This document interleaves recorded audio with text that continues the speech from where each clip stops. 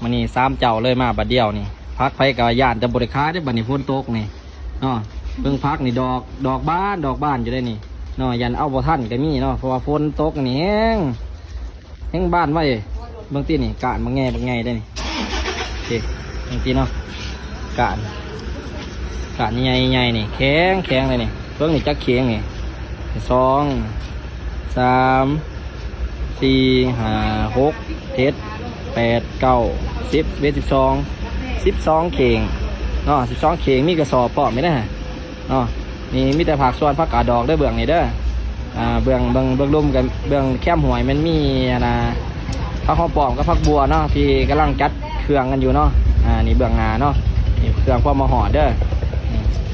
ที่นี่ผักดอกที่ดอกว่านี่ดอกงาม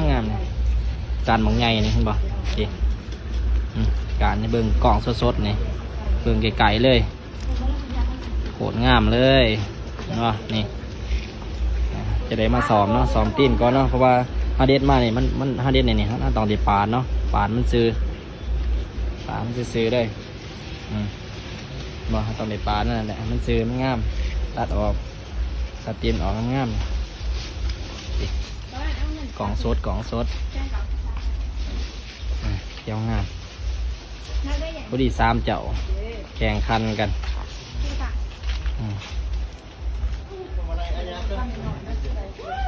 ที่ดอกว่างามนี่คือขึ้นเลย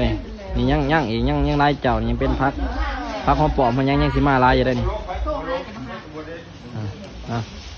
มาดกบดมาเด็ดมือเดียวนี่